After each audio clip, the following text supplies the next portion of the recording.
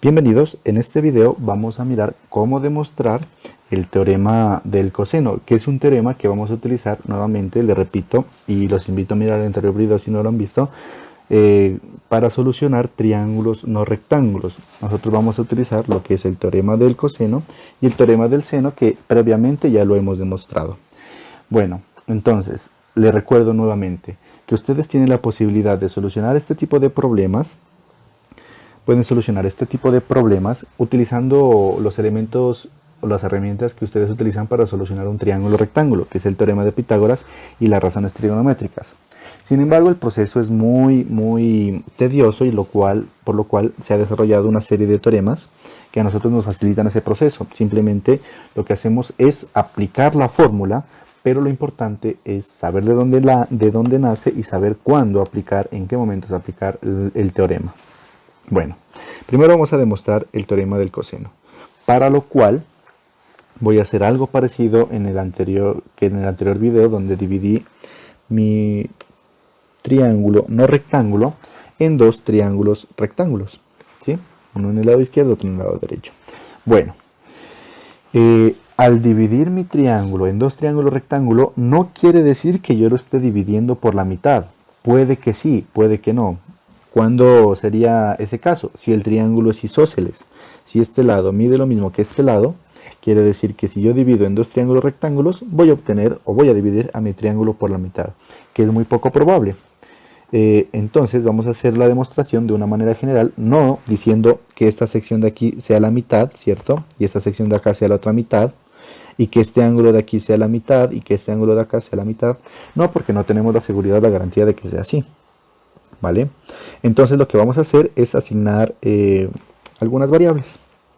Entonces, por ejemplo, yo digo que esta sección de aquí no la conozco, ¿sí? No sé cuál va a ser su valor. Entonces, asumo que un valor desconocido va a ser X. ¿Estamos?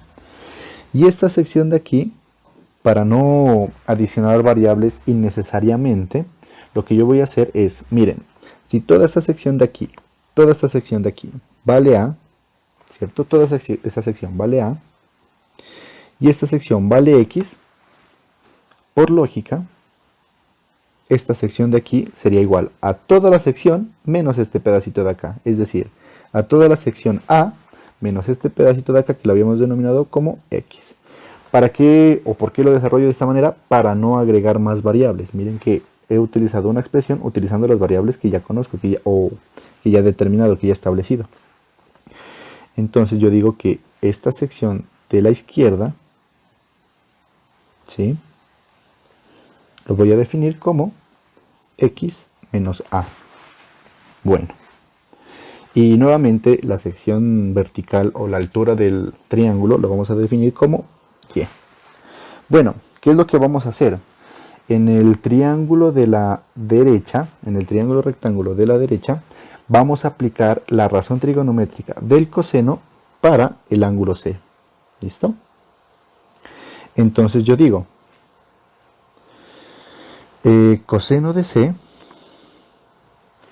el coseno de un ángulo va a ser igual a cateto adyacente sobre hipotenusa, es decir, va a ser igual a cateto adyacente. En este triángulo el cateto adyacente corresponde a X, ¿sí?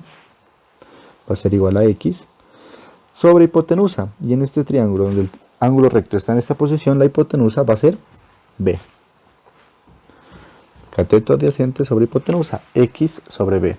Yo voy a guardar esta expresión, ya les digo por qué. Ya lo van a mirar. Bueno, ahora ¿qué es lo que voy a hacer? Tanto en mi triángulo de la izquierda como en mi triángulo rectángulo de la derecha, lo que voy a hacer es aplicar el teorema de Pitágoras. ¿Listo? Lo que vamos a hacer es aplicar el teorema de Pitágoras. Vamos con el triángulo de la izquierda, llamémoslo así. ¿Sí? Vamos a aplicar el teorema de Pitágoras. ¿Qué me dice? Que la hipotenusa al cuadrado es igual a la suma de los cuadrados de los catetos. Es decir, la hipotenusa, en este caso C al cuadrado, va a ser igual a la suma de los cuadrados de los catetos. Es decir, y al cuadrado y x menos a al cuadrado. ¿Sí?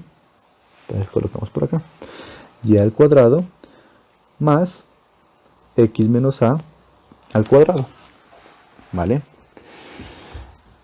Miren algo curioso y que también nos ocurrió en el anterior demostración. ¿Qué dato comparten estos dos triángulos? Hay un dato que lo comparten, hay un lado que lo comparten que va a ser el mismo, y es el que nosotros vamos a utilizar para relacionar a los dos triángulos. El dato que comparten es la altura, es y, ¿sí? Para los dos triángulos, tanto el de la izquierda como el de la derecha, y va a tener el mismo valor, es un lado que los está uniendo. Por lo cual, para poder vincular mis dos triángulos, lo que yo voy a hacer es despejar de cada una de mis expresiones el valor de y.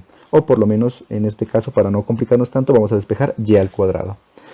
Para lo cual, esta expresión de x menos a al cuadrado que está sumando, yo lo pasaría al otro lado a restar. Obtendría entonces c al cuadrado menos x menos a al cuadrado va a ser igual a y al cuadrado. Dejémoslo así. ¿Listo? Este es para el triángulo de la izquierda. Ahora vamos con el triángulo de la derecha. ¿Vale? Nuevamente el teorema de Pitágoras. Nos va a decir el teorema de Pitágoras que la hipotenusa al cuadrado, miren que la hipotenusa en este caso es b, que la hipotenusa al cuadrado va a ser igual a la suma de los cuadrados de los catetos. Y los catetos en este caso son y son x. Bueno, tenemos de esa manera x y y, fácil de recordar para no regresar a la imagen. Bien, la hipotenusa entonces es b, el lado opuesto al triángulo rectángulo, y los catetos son x y y. Bueno, entonces yo digo que la hipotenusa al cuadrado, es decir, b al cuadrado, es igual a la suma de los cuadrados de los catetos, es decir, a x al cuadrado más y al cuadrado. Lo que voy a hacer es, igualmente de esta expresión, despejar y al cuadrado, para lo cual este x al cuadrado que está sumando, yo lo pasaré al otro lado a restar. Me quedaría que b al cuadrado menos x al cuadrado es igual a y al cuadrado. Bueno, miren lo que ocurre, y le repito nuevamente.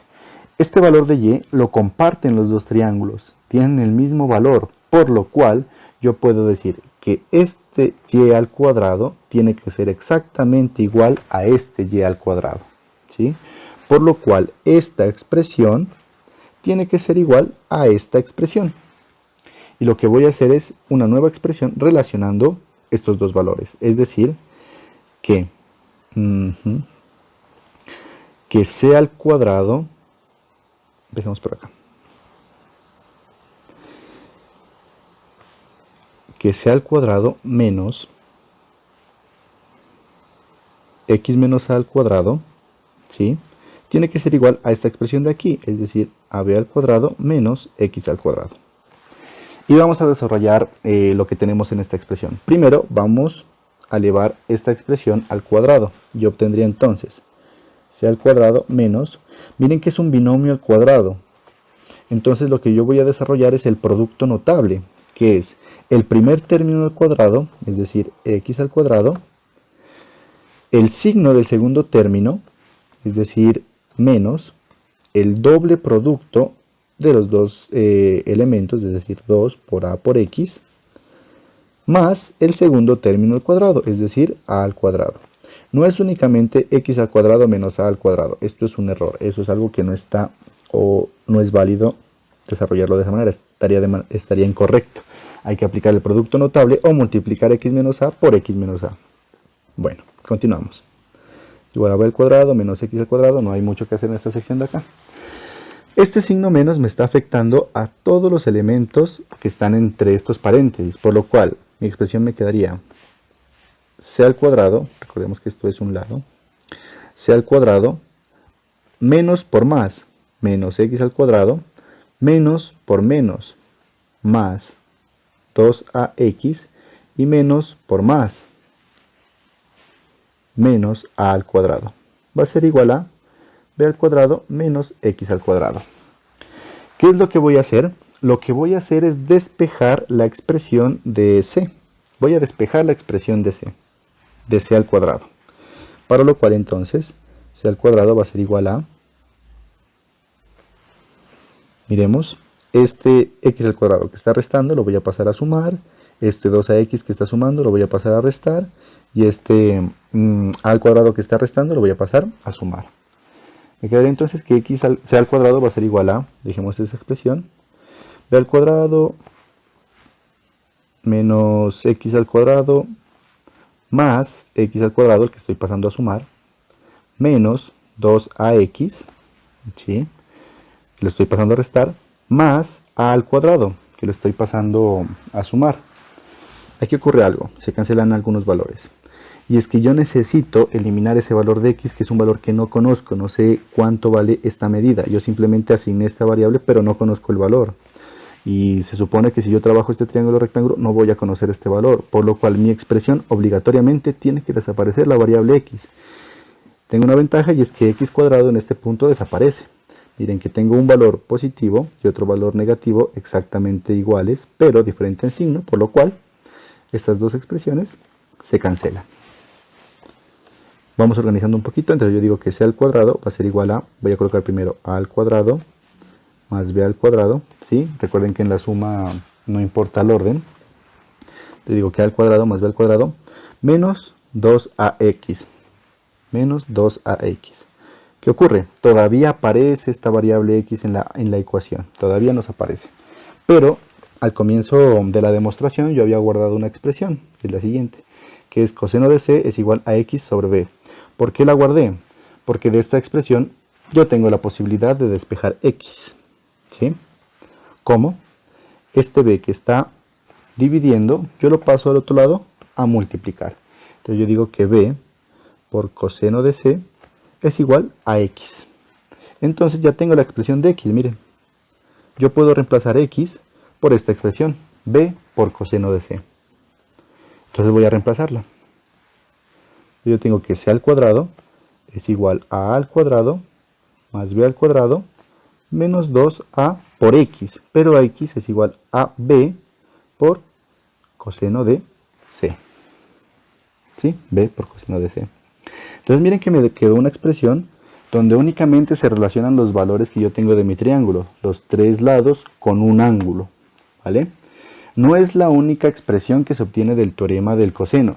Si yo hago la división de esta manera o de esta manera, voy a obtener otras expresiones adicionales, que son las siguientes.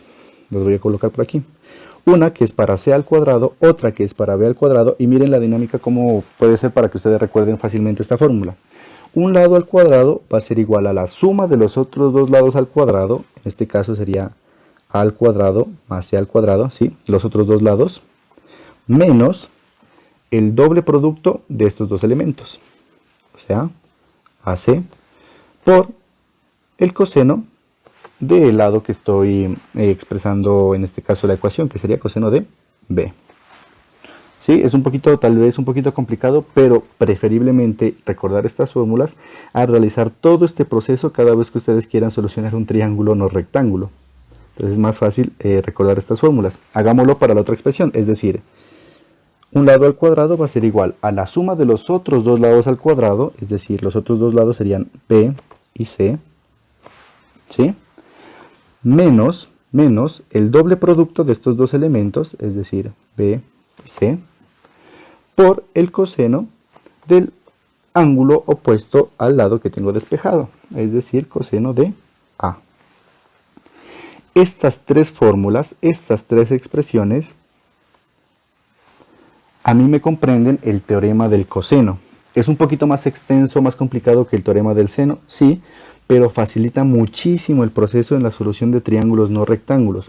Preferiblemente aplicar estas fórmulas a aplicar el método tradicional, que es dividiendo el triángulo en dos triángulos rectángulos y hacer todo este proceso. Es algo que ustedes lo van a repetir siempre, por lo cual preferiblemente y recomendable utilizar el teorema del coseno. Bueno, ¿cuándo utilizar el teorema del coseno? Hay dos casos muy útiles donde se lo puede utilizar el teorema del coseno, y es cuando usted conoce dos lados y el ángulo entre esos dos lados. Por ejemplo, yo tengo este triángulo, conozco este lado A, este lado B, y el otro dato que obligatoriamente tendría que conocer es el ángulo entre estos dos lados, es decir, este ángulo de aquí, que por nomenclatura este ángulo sería el que corresponde a C. Ese es uno de los casos donde se aplica el teorema el teorema del coseno. Es decir, bueno, lo podemos definir como un ángulo y sus dos lados adyacentes. ¿Sí? Ese es un caso donde se puede aplicar. Vamos, entonces sería un ángulo y sus dos lados, es decir, este y este. ¿Sí? Lo mismo que habíamos dicho en un comienzo. Y la otra posibilidad, cuando usted puede aplicar el teorema del coseno, es cuando usted conoce los tres lados del triángulo. Entonces lo que puede hacer es obtener la medida de los ángulos. Los tres lados, usted puede obtener los tres ángulos. Bueno, combinando cuándo se puede aplicar el teorema del seno, cuándo se puede aplicar el teorema del coseno, usted puede empezar a jugar con estas expresiones para empezar a encontrar los datos del triángulo. Y después puede aplicar el teorema que la suma de los ángulos internos de cualquier triángulo es 180 grados. Si quiere puede partir el triángulo en cualquier momento en un triángulo rectángulo, si conoce alguna de estas medidas que le faciliten la solución. Usted puede empezar a jugar con estas fórmulas del teorema del seno y del teorema del coseno. Lo invito de pronto si usted quiere investigar un poco más acerca del teorema de la tangente. Es un teorema poco utilizado, tal vez porque es un poquito más complicado de aplicar que estos teoremas, pero es útil para solucionar problemas de una manera más corta, tal vez en algunas situaciones. Pero sin embargo, con el teorema del seno y el teorema del coseno, usted puede resolver cualquier triángulo no rectángulo en la cual usted tenga la información suficiente para resolverlo. Bueno, hay un solo caso. Bueno, para la solución de triángulos, usted siempre va a necesitar por lo menos tres datos. Si usted se da cuenta en el teorema del seno y del coseno, siempre le hago la recomendación con tres datos. Un lado y dos ángulos y un lado, en este caso tres lados. Solamente hay un caso donde usted conoce tres datos que no puede solucionar el triángulo. Y es cuando usted conoce los tres ángulos.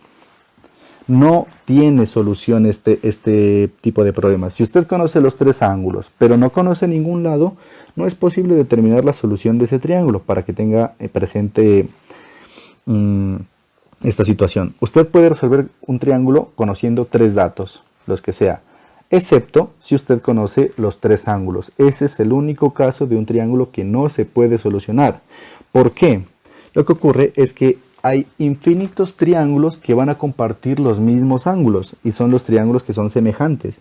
Un triángulo puede tener exactamente los mismos ángulos, las medidas de los ángulos que un triángulo de mayor tamaño. ¿Sí? Eso es lo que ocurre. Entonces no se puede determinar con certeza de qué triángulo se estaría trabajando. Es el único caso, le repito una vez más, es el único caso que usted conociendo tres datos no va a poder solucionar el triángulo.